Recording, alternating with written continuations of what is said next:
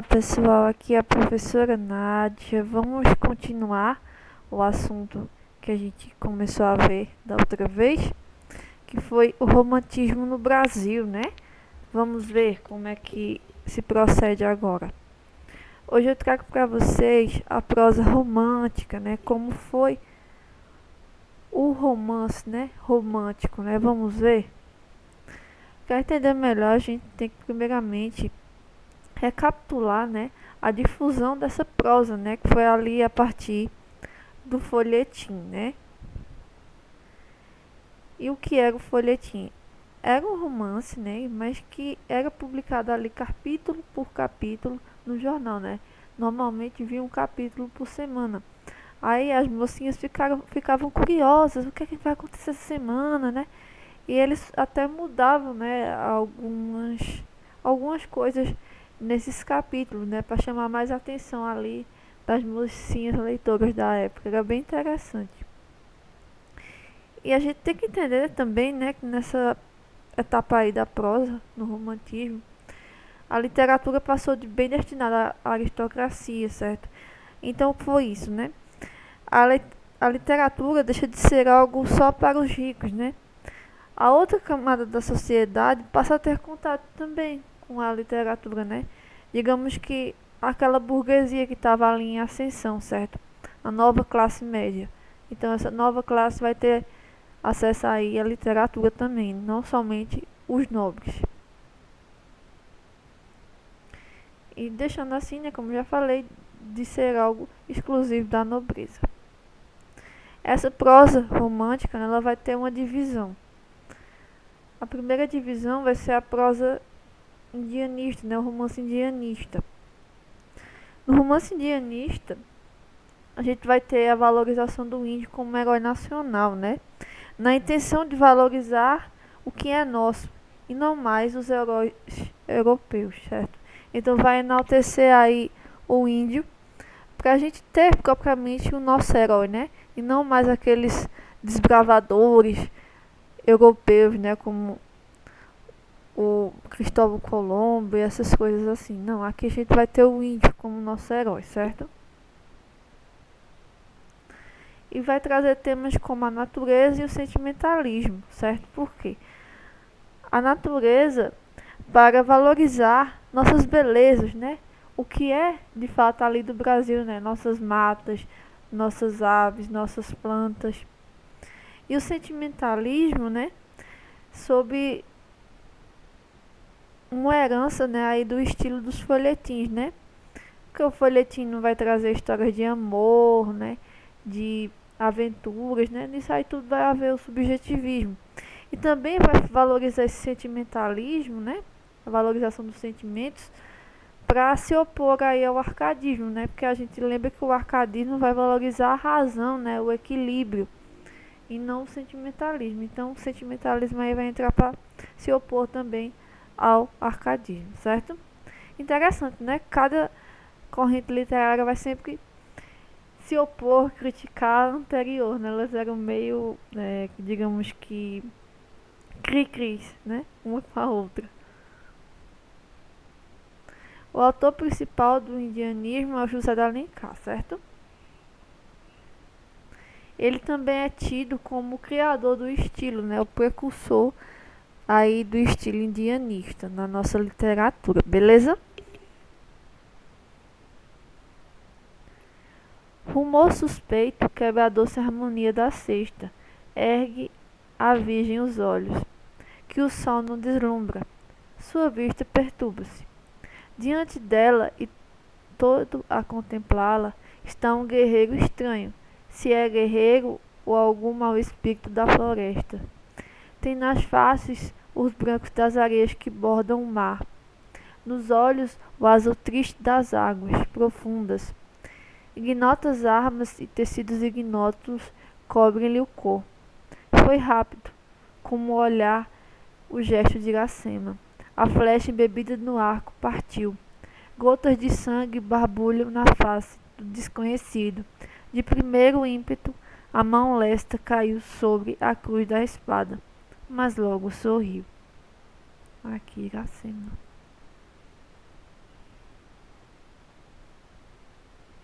O que é que Iracema traz, né? A obra Iracema do José de Alencar. Ela vai se configurar aí como uma narrativa de fundação. O que é uma narrativa de fundação? É aquela narrativa em que seu eixo temático principal se configura aí na criação de uma identidade cultural, né? Iracema, ela vai tratar aí basicamente da construção, né, da origem do Ceará, né? Digamos ali que aquele amor ali de Martim e ela fosse a fecundação do Ceará, né? O Ceará nasce ali daquele amor, né, dos europeus com o nativo, certo? E de uma forma mais ampla, né, essa questão aí desse intercruzamento de raças vai representar a origem da nacionalidade brasileira, né, que a gente sabe que somos um povo mestiço, né, mistura aí de brancos, índios, negros. Aí sempre por meio, né, vai representar essa união aí de raças por meio desse lance amoroso, né, entre a Índia Iracema, né, que é o colonizado nativo, e o português Martim, né, o colonizador. Então vai ser aí esse intercruzamento de colonizado e colonizador, bem interessante. E vai trazer aí, digamos que propriamente a gênese, né, da pátria brasileira, né, esse encontro de raças que teria gerado o povo brasileiro, né, porque os índios sim eram o povo brasileiro, mas quando os colonizadores vieram para cá e houve o desenvolvimento, né, da metrópole e até depois virar uma nação, né, propriamente dita. Aí aqui está a origem, né, por isso que é a narrativa de fundação. E esse amor deles dois começa quando Martim se perde na mata, né? E acaba sendo flechado por Iracema, né? Que é o que esse trecho traz aqui. Ele tá ali perdido e puf, leva uma flecha. Aí quando ele vê quem atirou nele, né, a flecha, ele se apaixona. E essa flechada de Iracema em Martim pode ser aludida à flechada do Cupido, né? Que a partir daquela flechada ali, os dois se enamoraram, né? Se apaixonaram. Beleza? Entenderam? Interessante, né? Aí umas dicas de leitura para vocês. Se vocês tiverem com tempo, né? Dê uma lida nesse livro, né? Iracema de José de Alencar, né? Que é uma obra-prima do indianismo. E tem aqui esse documentário, certo? Iracema, a lenda do Ceará, né? Tá lá na Enciclopédia Itaú Cultural. Bem interessante. Se vocês quiserem parar para ler esse documentário, já dá para entender tudo aí desse contexto do livro, certo? Ainda vamos ter outro estilo de romance, né? Romântico, que é o romance urbano. Ele vai trazer aí a representação da pequena burguesia, né? Digamos que é a nova classe social que se formava com a ascensão da classe média, né? Aí, então a classe média está ganhando mais espaço na sociedade, ela vai ser a pequena burguesia ou nova burguesia. E vai trazer aí nesses romances as relações sociais e morais dessa nova classe social ali, certo? Os casamentos arranjados, prostituições, né? Como a gente vai ver lá em Lucília de Alencar. A corrupção também, certo? Como acontece lá em Memória de Sargento de Milícias. E de tantas outras relações sociais, certo? Vão ser, assim, narrativas lentas e minuciosas, certo? Porque ao passo que tentam, de fato, mostrar como essa nova classe se comportava, certo? Ela vai ser detalhada, né? Vai falar direitinho como é que essas pessoas dessa nova classe social se comportavam. Autores principais e suas principais obras foram Joaquim Manuel Macedo, né, o autor da Moreninha, e a gente tem José Alencar com Diva e Senhora, e também temos Manuel Antônio de Almeida com Memória de um Sargento de Milícias, certo? Vamos ver aqui. Minha gente, esse livro Memória de um Sargento de Milícia, ele foi transposto para histórias em quadrinhos, certo? Vamos ver aqui um trechinho. Era no tempo do rei. Fora Leonardo Pataca, algibebe em Lisboa, sua pátria. Aborrecera-se e viera ao Brasil. Mas viera com ele, no mesmo navio, uma certa Maria da Hortaliça, quitandeira das praças de Lisboa, saloia, rechonchunda e bonitona. Leonardo, com o ferrado sapatão, assentou-lhe uma valente pisadela no pé direito. Maria dele um tremendo beliscão. Levaram o resto do dia um namoro cerrado. Quando saltaram em terra, começou Maria a sentir certos enojos. Foram os dois morar juntos. Saída ao mês manifestaram-se claramente os efeitos da pisadela e do beliscão. 7 meses depois, teve a Maria um filho. Festa de batismo, foi madrinha, parteira, sob o padrinho barbeiro. De fronte foi escolhido. Os convidados da comadre dançaram fado. A comadre trouxe a rabeca. O compadre trouxe a rabeca. Quando estava em minha terra, acompanhado ou sozinho, cantava de noite e de dia ao pé de um copo de vinho. Nhê, ele diz. O Leonardo que nasceu, né? De que é que esse romance do Memórias de Milícia vai falar? Ele vai trazer aí, gente, a sucessão das aventuras do jovem Leonardo, né? Que vai ser o nosso protagonista. De antes mesmo do seu nascimento, né? Vocês viram que mostra aí, né? Que ele é filho de uma pisadela e um beliscão. O que é, minha gente? Uma pisadela e um beliscão. Ele disse daí para não dizer o que realmente aconteceu, né? E vai falar aí desse nascimento até a idade adulta, né? Do protagonista, do Leonardo. Assim, acontece que o pai dele, né, se recusa a o criar, né, e vai deixar ele com o padrinho, e passa a se dedicar ao menino cuidados de pai, né. Mas Leonardo acaba se tornando, né, mesmo com todos os cuidados do padrinho, ele se torna um menino atrevido e rebelde.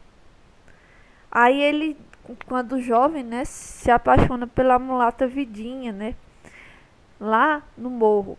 Aí consegue vai sofrer aí perseguições do major do Vidigal, né? Que era um caçador de ociosos do Rio de Janeiro. Aí, para não ser preso por esse major aí, que já era corrupto também, né? Ele é forçado a se alistar, né? Ele entra pro exército. Mas a experiência militar não é a menos problemática, porque ele continua, né, a participar de arruaças e desobedece seguidamente o major. Por isso que ele é um sargento de milícias, que ele vai se envolver com essas milícias ali também na favela. Entenderam? Então aí entra essa questão da corrupção, que vai trazer como uma das ações, né, comportamentos dessa nova classe social, né, a nova burguesia. Vamos ver um trecho aqui de Senhora, José de Alencar. A moça com o talhe languidamente recostado no espaldar da cadeira, a fronte reclinada, os olhos coalhados em uma ternura maviosa, escutava as falas do seu marido. Toda ela se embebia de eflúvios de amor, de que ele a repassava com a palavra ardente, o olhar rendido e o gesto apaixonado. É verdade, então, que me ama? Pois duvida, Aurélia? Não já lhe disse? Então nunca amou a outra? Eu juro, Aurélia. Estes lábios nunca tocaram a face de outra mulher que não fosse a minha mãe. O meu primeiro beijo de amor guardei-o para minha esposa, para ti. E, gente, esses livros, né, de José de Alencar, não só Senhora, mas Diva, Lucila, eles englobaram aí uma trama de uma novela, né, lá da Record, que era chamada Essas Mulheres. Olha aqui, uma foto de uma cena. Bem interessante, se vocês puderem procurar umas cenas para verem, vocês vão entender um pouco desses romances, certo? As Mulheres, de José Alencar. O que é que essa obra de Senhora vai trazer? ela vai se configurar aí como uma das obras-primas de seu autor, né? E como uma das principais da literatura brasileira. Ela vai tratar do tema aí do casamento burguês. O que é o casamento burguês? Era aquele baseado no interesse financeiro, certo? É quando, assim, tudo vai se desenrolar quando Fernando rompe com a Aurélia para se casar com uma moça de dote melhor, né? Aí entra em jogo aí esse casamento aí baseado no interesse financeiro, né? Um casamento burguês. O que acontece? A Aurélia recebe uma herança e fica rica. Agora que ela pensa, eita, agora eu vou pegar Fernando, né? Eu vou dar um dote em anonimato e vou trazê-lo de volta para mim. Ó, ela dá um dote no anonimato e compra seu casamento com seu amado. Aí, diante disso, né, em comprar, digamos assim, o Fernando, ela se vê dividida entre o amor e o ódio, né? Entre o fato dela o amar ainda e o desejo ali de se vingar dele por ele ter a trocado por uma moça mais rica. Aí ela se vê dividida ali muitas vezes entre o desejo, né, de estar com ele e viver aquele amor e o desprezo, porque ele de certa forma a magoou por ter a trocado por uma moça que tinha um dote melhor. Então é bem interessante. Vocês pesquisarem cena dessa novela, vocês vão ver aí ela sempre nesse embate aí, ou, em ser feliz com ele ou se vingar, de fato, né? Mas eles acabam juntos, como vocês viram no trecho, né? Temos ainda o romance regionalista.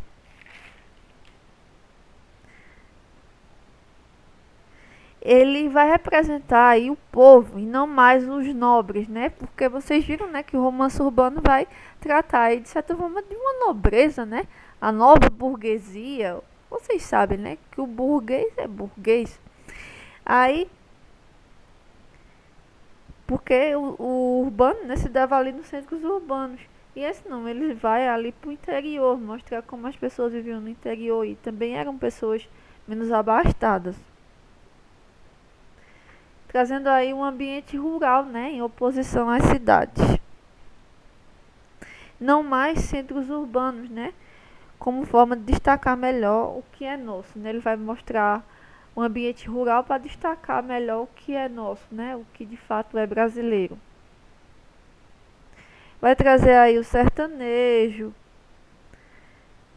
as paisagens e os costumes do sertão, né? Vai trazer aí essa pessoa que vive ali no interior, né? O sertanejo.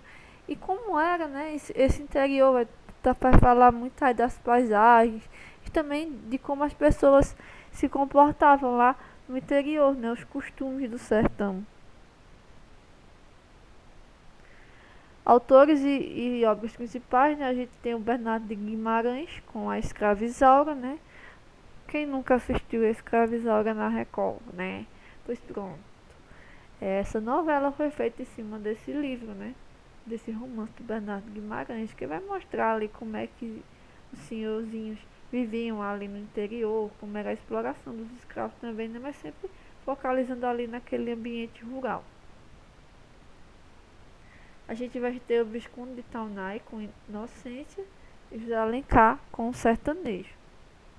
Se vocês quiserem pesquisar, eu não trouxe, porque o tempo é curto aqui para aula, mas tem umas animações que trazem resumos desses livros. Se vocês quiserem pesquisar, eu vou até passar os links quando eu enviar esse vídeo para ser postado para vocês. É bem interessante. Mas para hoje, para aula, eu trouxe aqui um trecho do O Sertanejo, do José Alencar. Aí campeia destemido vaqueiro cearense, que a unha de cavalo acossa o touro indômito no cerrado mais espesso e derriba pela cauda com admirável destreza. Aí, ao morrer do dia, reboa entre os mugidos das reses a voz saudosa e plangente do rapaz que aboia o gado, para recolher aos currais no tempo da ferra. Quando tornarei a ver sertão da minha terra, que atravessei há tantos anos não agora, serena e feliz da minha infância. Quando tornarei a respirar tuas auras impregnadas de perfumes agrestes, nas quais o homem comunga a seiva desta natureza possante. Assim fizera o dono do comboio, que, dia 10 de dezembro de 1764, seguia pelas margens do Sitiá, buscando as faldas da Serra de Santa Maria, no sertão do Quixeramobim, o sertanejo José de Alencar. O que é que essa obra vai trazer para a gente, né? Nos primeiros capítulos do livro, né, o narrador apresenta a paisagem do sertão, né, mostrando ali como era esse interior do Brasil, mais propriamente ali do Nordeste.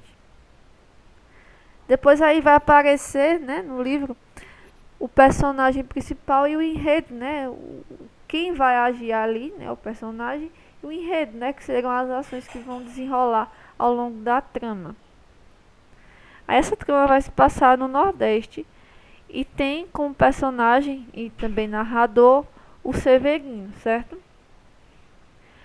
Pessoa que o Alencar vai tentar definir ao longo da obra, né, mas não consegue. Aí esse personagem se torna uma figura genérica que vai representar o povo daquela região, né? Ele não consegue dar as peculiaridades aí desse Severino dele, certo? Então vai ser como se fosse uma figura ali comum a todos os vaqueiros da região nordeste daquela época. Apaga a luz aqui da cozinha. E vai ser aí essa figura de Severino um representante de um povo sofrido, né? Que luta aí contra a fome, a sede e a miséria, né? Por que é que tem fome, sede e miséria no sertão nordestino? Por causa da seca, né? Isso é uma sina para os nordestinos sempre. Aí a gente vai ter aí o personagem principal, Arnaldo Loureiro, né? Um vaqueiro cearense simples, mas que luta pelo que quer e enfrenta tudo pelo amor e seus ideais. Então vai ter aí, além do Severino, certo? Esse Arnaldo também, certo? Que ele vai sempre lutar, né? Pelo que ele quer ali, demonstrando essa força aí do nordestino. Sempre enfrentando os riscos necessários, com a esperança de um dia conquistar a simpatia da meia-irmã do Capitão Mor, né? Dona Flor. Aí vai tratar aí um pouco do amor, né? Pra fazer jus ao romantismo, né? O romantismo vai ser a valorização aí desse subjetivismo, certo? Bem interessante essa obra. Então, gente, era isso. Espero que tenham compreendido tudo direitinho. Eu vou tentar mandar os links das animaçõezinhas da Moreninha e de Escravizaura. E espero que fiquem bem. Qualquer coisa, estamos aqui. E pensem assim: não há nada como um sonho para criar o futuro. Utopia hoje, carne e osso amanhã. Quem disse isso foi o Victor Hugo. Minha gente, sonhem apesar de tudo, né, que está acontecendo. Não desistam dos seus objetivos, certo? Deem o melhor de vocês para depois de janeiro vocês estarem lá com as notas boas lá no SISU para passar, né? Tchauzinho.